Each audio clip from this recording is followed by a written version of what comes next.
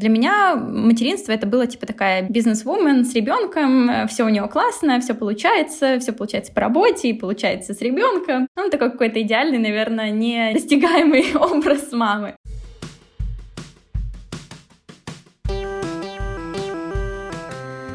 Привет, меня зовут Кристина Вазовский, и это «Провал» — подкаст о ситуациях, в которых что-то пошло не так. И сегодня у меня в гостях Елизавета Просилкова, основательница карьерной платформы по поиску работы за границей EP Advisory. Время меняться и менять мир с сильными и по-настоящему полезными проектами. МЭЦ – международная креативная школа и бизнес-лаборатория. Здесь учатся придумывать, упаковывать и продвигать бизнес. А еще осваивают новые навыки. Сейчас можно выгодно прокачаться в диджитал, маркетинге, пиар, копирайтинге, стратегии, SMM и креативном мышлении. Можно выбрать актуальное направление, формат и учиться в своем темпе. На сайте mathcourses.com доступны большие и маленькие курсы, лекции и воркшопы со скидкой. Лиза, привет! Привет! Дай нашим слушателям, пожалуйста, небольшой контекст про себя. Вообще, ты кто ты, откуда ты, чем ты занимаешься, где ты? Да, я основательница компании, карьерной платформы по поиску работы за границей EP Advisory. Я в Лондон переехала в 2008-м, там прожила 10 лет, и потом переехала в Германию. Сейчас нахожусь в Германии. Я мама 1,5-годовалого мальчика Лео. Вот, в принципе, все, наверное. Вот в этом всем рассказе, где для тебя была самая сложная точка? Я вообще такой человек, который любит много и классно работать, поэтому все, что касается моей карьеры, работы, все сложные а-ля невозможные вещи, куда ты суешься, тебе это не надо, это не получится и так далее, я, в принципе, делаю, и с этим проблем у меня нет. Наверное, проблема сложности, не проблемы, да, я к провалам отношусь так же, как многие из твоих гостей. Мне кажется, это какой-то такой опыт, который к чему-то потом ведет. Для меня эта сложность была, я бы сказала, в материнстве. Как ни странно, с бизнесом тоже было очень много всего. У нас, мне кажется, 2021 год, я могу его официально назвать самым большим технологическим провалом компании EP Advisory. Это был год, когда мы запускали новый сайт, который у нас больше года был с задержкой, когда мы создали 2 технологических решения, которые абсолютно провалились и не выпустились, и ничего с ними не случилось. Поэтому в EP Advisory у нас тоже много всяких было вещей, но психологически, физически, эмоционально максимально сложно мне было вот после рождения ребенка. Ну, в принципе, и до. Вообще все, что связано с материнством, для меня было таким самым сложным преодолеванием, наверное, если так это можно назвать. В чем заключалось преодолевание? У меня вообще началось все с замершей беременности, не знаю, знаешь ты это, что это такое, и потом была психотерапия почти 2-годичная, чтобы все это проработать. Но при этом, несмотря на все это, у меня в основном психотерапия была на тему моих каких-то загонов и программ, как сложно забеременеть, какие сложности бывают при беременности, но как-то дальше у меня мысли туда не заходили. Там все мне казалось вообще супер классно, и когда мне говорили: ой, у тебя не будет времени спать, есть и пить горячий кофе, я говорила: слушайте, у меня сейчас нет времени спать, есть и пить горячий кофе, потому что я так увлечена работой, и мне все так кайфово, я много чего делаю интересного. Но сложность оказалась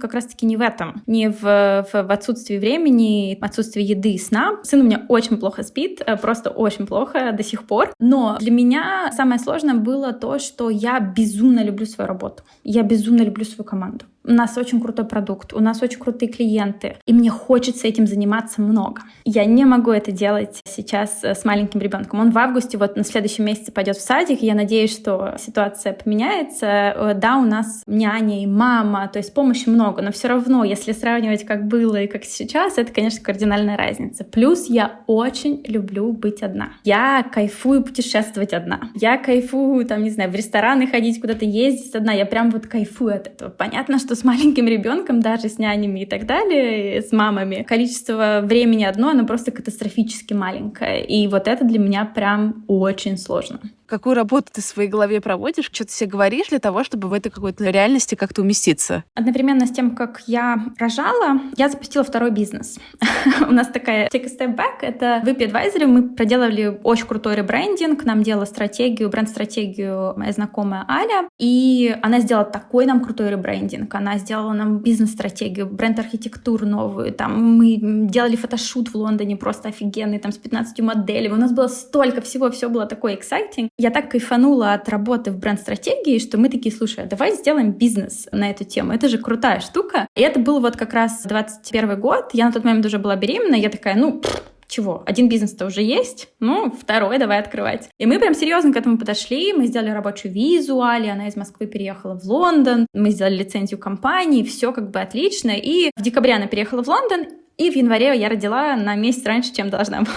И вот этот вот первые полгода маленький ребенок, недоношенный, моя любимая EP-адвайзери, которую я люблю всем сердцем, и новый бизнес Heard, который такой супер exciting, что-то такое интересное, меня просто убило. И я в августе села с Алей и сказала: Аля, слушай, мне офигенно кафе с тобой работать, мы классно развиваем бизнес, он классно идет, все супер, но я не выношу. То есть в этом случае мне нужно сделать выбор. Для меня EP-адвайзери — это в том числе какой-то такой ребенок первый, который у меня есть Лео, и поэтому, к сожалению, мы приостановили работу Heard для того, чтобы я хоть как-то могла себя ощущать, потому что я помню, ко мне приехала мама, у меня мама с нами живет через 3 месяца, по визе так можно в Шенгене, в Германии, то есть она на 3 месяца приезжает, на 3 месяца уезжает, и вот она как-то однажды приехала прямо перед этим временем, она говорит: Лиз, ты вообще не в себе, ты там что-то пытаешься тут бегать, тут какие-то звонки у тебя, 4-часовые воркшопы, тут у тебя ребенок, что-то с тобой точно не так. И я это точно в этот момент понимала. Это сложное было решение, потому что, как я сказала, нам очень нравилось и вместе работать.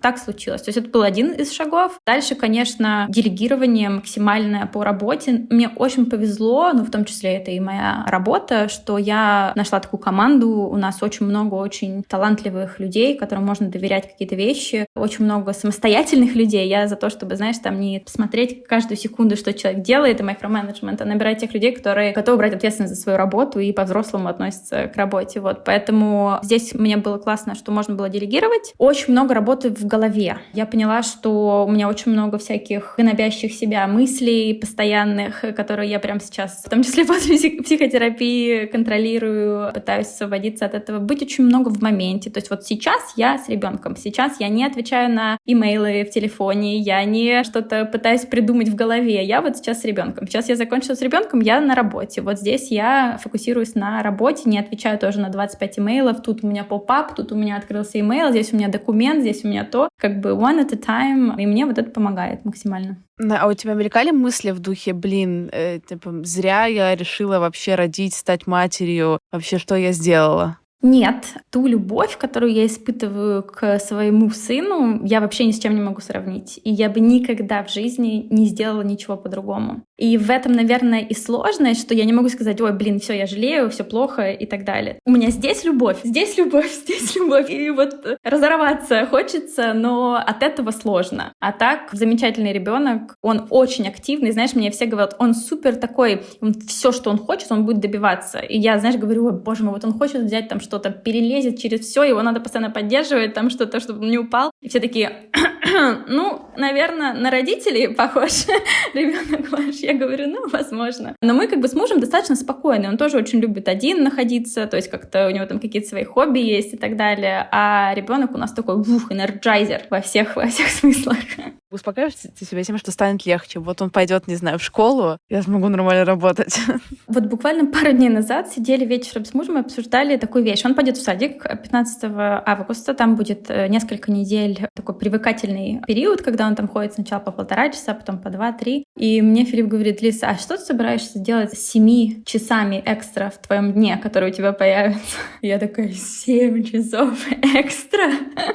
Он будет каждый день 7 часов, я понимаю, что там болеть будет и так далее. И он такой: представляешь, до Лео у тебя было 12 часов, да, в дне, предположим, ты там что-то делала. Сейчас у тебя Лео, сейчас, например, последние 2 недели у меня все болеют ковидом, и я была 2 недели абсолютно наедине с ребенком 24/7. И то есть у тебя shift 12 часов, ты постоянно с ребенком, ты там пытаешься работать ночью, вечером, где-то, когда он спит, а теперь у тебя будет 7 часов, полных 7 часов, когда ты можешь вообще... И для меня это, это просто то, что я когда-то делала, я теперь засовываю в 3 часа, а у меня будет 7 7, и что я буду с этим временем делать? Это очень круто, и это просто дает огромное количество заряда. И ты знаешь, я помню, когда в самом начале смотрела какого-то блогера в Инстаграме, она сказала, что станет легче. Оно стало легче. То есть 1,5 года 100% стало легче. То есть мне намного больше нравится вот эта активная стадия, когда он там играет, что-то делает, с ним можно взаимодействовать, он тебе показывает эмоции, он с тобой уже по чуть-чуть разговаривает, он вообще замечательный. Конечно, потом будет садик, потом будет школа. Ты сейчас меня немножко смутила школа, и у меня почему-то между школой и сейчас был еще садик, от которого станет легче. Вот, но да, я думаю, что так и будет.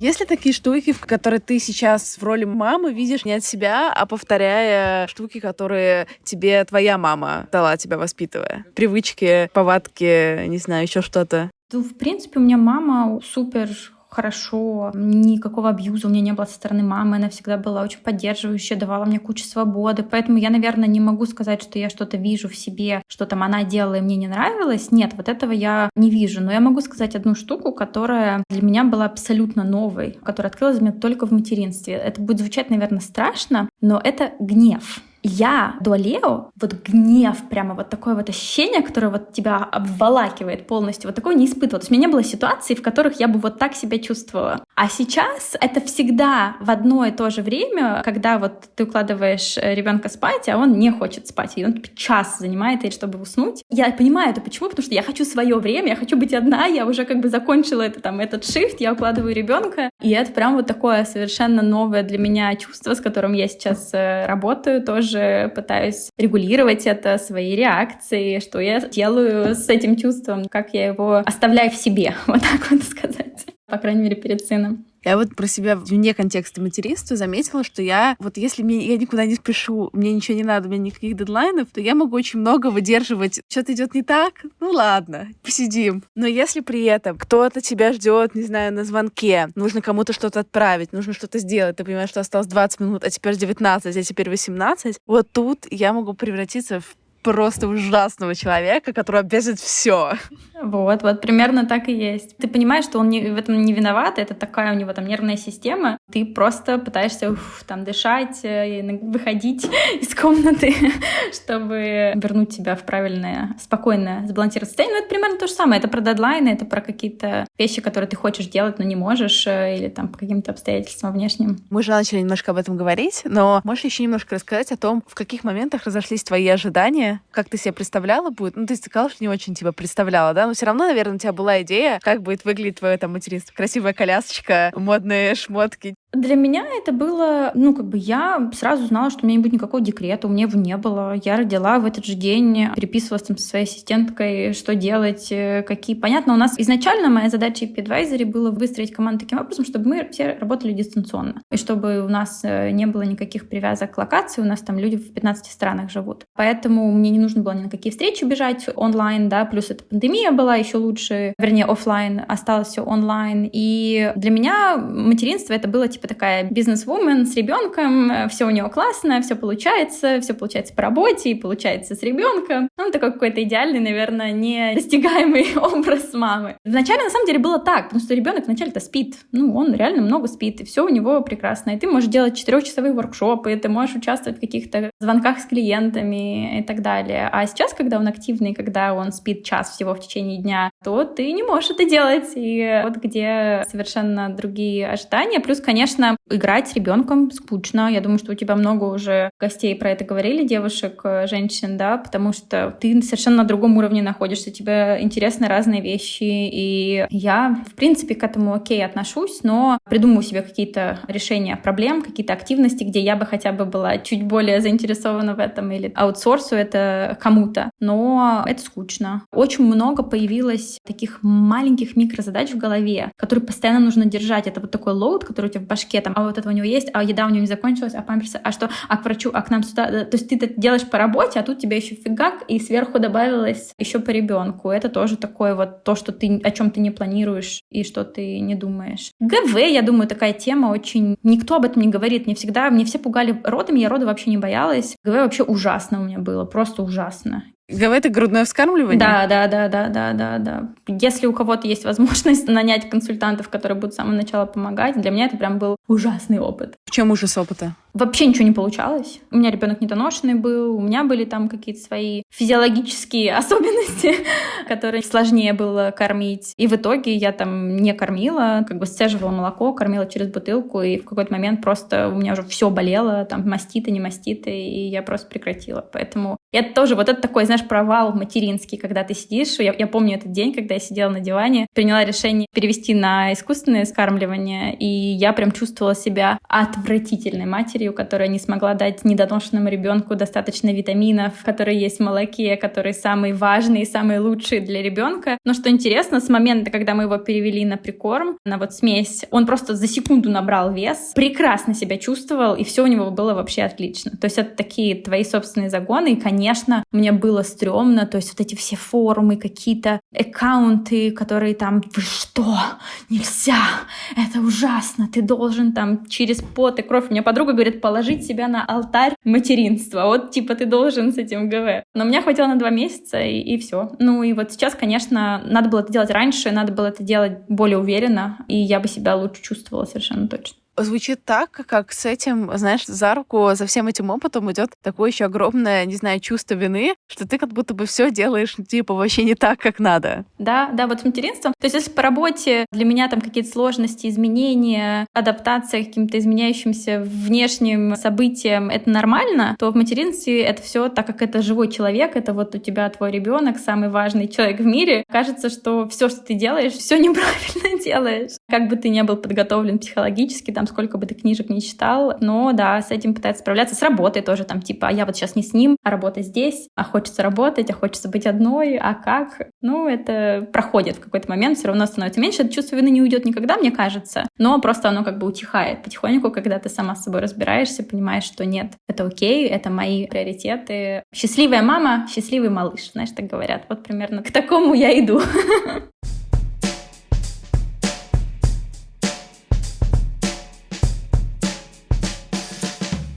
Я бы хотела еще в нашем разговоре затронуть одну сторону. Это твои переезды. Были ли там у тебя какие-то истории, какие-то, сложности или легкости? Потому что все равно миграция — это довольно специфический опыт. Слушай, моя иммиграция началась в 2007 году, когда я была, знаешь, такой город испанский, Лара-де-Мар, тусовочный. Это не Ибица, которая там остров, а это а-ля Ибица. 18-летняя своя подруга поехала тусить по клубам ночным, и там встретила своего будущего мужа. Believe it or not, в ночном клубе. На тот момент я жила в Краснодаре, все у меня было офигенно, никуда не собиралась переезжать, а потом раз, и муж у меня немец на тот момент, молодой человек. У меня папа в тот момент жил во Франции, он меня очень хотел туда перевезти, я сказала, не поеду во Францию, не хочу, мне там не нравится, что мне туда переезжать, мне классно в Краснодаре. Если есть на свете рай, это Краснодарский край. Абсолютно.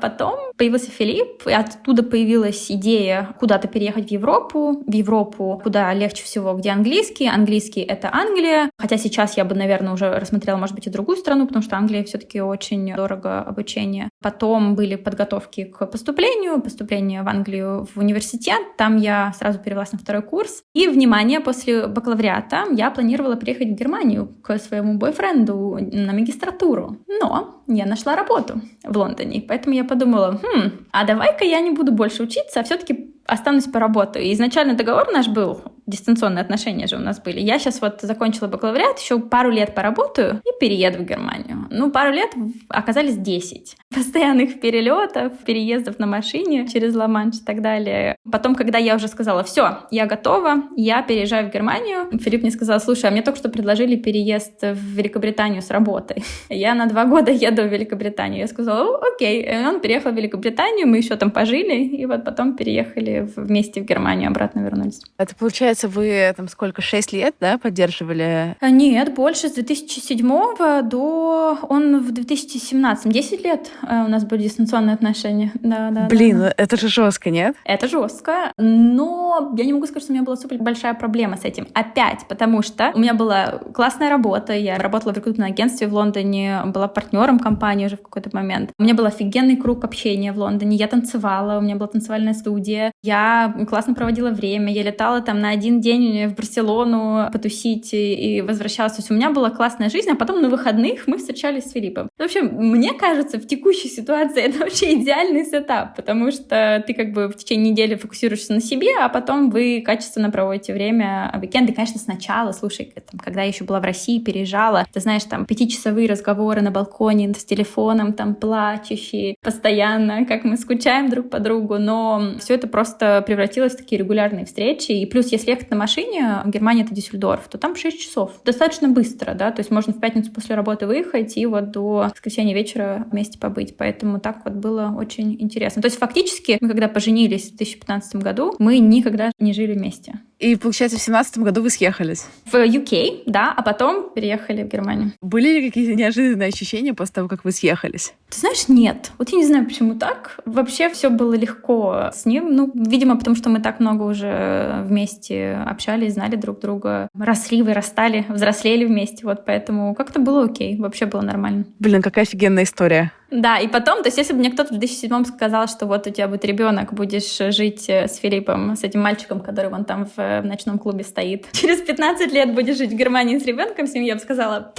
что вообще, о чем ты? Вот поэтому, конечно, да, так бывает. На самом деле, вот какие-то такие истории доказывают мне, что нет какого-то, знаешь, одного правильного формата, или нет никаких, знаешь, оптимальных условий, где ты можешь кого-то встретить. Ну, типа, это просто какая-то рандом штука. Рандомно вообще, абсолютно. И там столько было всяких вещей, по которым там я туда могла поехать позже, раньше, он там мог не оказаться. То есть это было все очень интересно. И мне кажется, с дистанционными отношениями, вот такими long distance, настолько долгими, здесь еще немножко про твой выбор. Ну, то есть ты выбираешь, что тебе хочется быть с этим человеком, и поэтому тебя там не несет к каким-то другим людям. И ты просто комфортно тебе в этом ощущении своем, и все классно. Конечно, есть разные периоды. Есть период, когда вы ругаетесь, когда друг друга бесите, есть там, это же понятно, все 15 лет. Ты представляешь, сколько там уже всяких было периодов. Ребенок — это тоже вообще другой уровень взаимодействия со своим партнером, поэтому здесь никаких вопросов нет. Но, в принципе, Филипп, он такой очень поддерживающий. То есть, когда тебе говорит твой партнер: извини, я не приеду, потому что я работаю, у меня классная карьера. Тут тоже, наверное, не все мужчины бы сказали: ну ладно, да, но Филипп как-то это всегда понимал и поддерживал, да, и все было окей. Но он точно так же, он там жил в Америке, в Дубае, он постоянно путешествует по работе тоже. Мне кажется, классно в том, что первые там вот эти 10 лет мы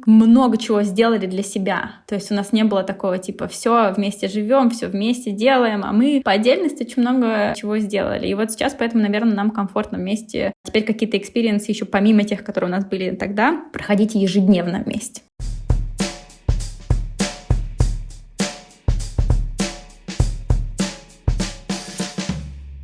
Давай поговорим про какие-то сложные штуки, которые у тебя были в карьере. Когда для тебя тоже был какой-то самый challenging время? Несколько периодов было. В рекрутменте я работала в рекрутменном агентстве, и мы на самом деле фокусировались на подборе русскоговорящих специалистов. То есть это всегда были люди, которые знают русский язык. Это были разные компании, с которыми мы работали. Так получилось, что мой сегмент, с которым я работала, это были наши русскоговорящие бизнесмены. То есть вот представь, ты можешь представить, кто в лондонской тусовке у нас находится, и вот это были мои клиенты. И я не знаю, у кого какие ожидания взаимодействия с достаточно успешными миллионерами и миллиардерами, но это очень определенный тип людей, и не только они, но еще и там их команды, да, потому что ты взаимодействуешь, набираешь, мы там иногда целые офисы набирали, это обычно либо сам человек общается с тобой, либо у тебя есть какой-то там его главный человек, с которым ты общаешься. И, конечно, мне там 22-23 года, и я там заходишь на встречу, там сидит кто-то мог сказать: а твой менеджер придет? Ты кто вообще? Вот. Девочка, сделай кофе. Ну да, примерно так. Хотя, кстати, ты знаешь, у меня не было такого прям унижения никогда. Это всегда были... то есть мне кажется, что наши бизнесмены, которые в Лондоне, они порядочные в большинстве своем, и они многого добились и интересные. Но понятно, что это какие-то нереальные ожидания. Если вдруг ты что-то какого-то кандидата неподходящего прислал, тебе будут 20 часов рассказывать, какую ужасную работу ты сделала и так далее. Поэтому для меня это несколько лет работы с супер успешными бизнесменами, он меня, знаешь, прям сделал из меня статуэтку такую, потому что это такая толстая кожа, не принимать близко к сердцу, умение держать себя, это authoritative figure, да, которая кто-то важный, который приходит навстречу, не терять себя во всем этом. И на самом деле хорошо потом все это закончилось, и очень много я научилась всему, но, конечно, в тот момент, в том особенно возрасте, мне было супер сложно. Это прям был такой life-changing, я бы сказала, experience, потому что, я думаю, мне повезло с ним, но в тот момент мне так не казалось. На какой мотивации ты все это проходила? Мне было интересно общаться с такого рода людьми. Мне кажется, кем ты себя окружаешь, тем ты становишься в какой-то момент. Может быть, не совсем именно на таком уровне, но тем не менее. И мне казалось, что они суперинтересные люди, и что любое взаимодействие... То есть иногда хотелось во время разговора, даже если это был какой-то сложный разговор, мне хотелось его записать, потому что такие конструкции, фразы, умозаключения исходили от людей, что ты такой... круто. Это, наверное, какое-то самой себе что-то доказать, что я могу на таком уровне нанимать команды, и все со мной окей. И, наверное, и, конечно, финансово. Слушай, я офигенные деньги зарабатывала. И рекрутмент — это просто огромная золотая бочка, в которой, если ты себя хорошо зарекомендуешь, у тебя классная репутация, то это бесконечное количество денег, очень больших, очень классно. Получается, сколько ты уже работаешь лет? С 2010-го 12. Когда в последний раз у тебя был отпуск длиннее нескольких недель? Не было никогда. То есть прям, чтобы вообще отключить телефон, ни на что не отвечать, несколько недель точно не было. Мы ездим в отпуск регулярно, но это обычно я могу себе позволить отключить телефон. То есть это не потому, что мне надо. Мне просто классно, мне нравится делать то, что я делаю, и поэтому я буду отвечать на сообщения, буду заниматься какими-то проектами, участвовать в звонках и так далее. Поэтому с CP Advisory я не могу сказать, что у нас было много сложностей. Наверное, сложности сейчас с CP Advisory, потому что у нас много клиентов из России, и мы просто с началом мне кажется, каждый раз какая-то новость приходит, и нам снова нужно адаптироваться, меняться, придумать какие-то... Сейчас думаем о том, чтобы принимать оплату через криптовалюту, какие-то счета, потому что очень сложно, очень много желающих, очень много клиентов, которые хотят найти работу за границей. Нам очень хочется помочь всем, потому что мы знаем, что мы можем это сделать, но какие-то постоянные проблемы возникают с точки зрения получения оплаты и каких-то технические моменты. Такие, они это не проблемы, но как будто, только разобрался, опять что-то меняется, надо адаптироваться, и это технологический провал наш. Ты знаешь, я как-то спокойно к нему отношусь, потому что, занял у нас веб-сайт 2 года вместо полугода, ладно, он же появился на свет, все нормально. Так же примерно, как с твоим интернетом. Такой, окей, пошел. Еще если не с таким справлялись.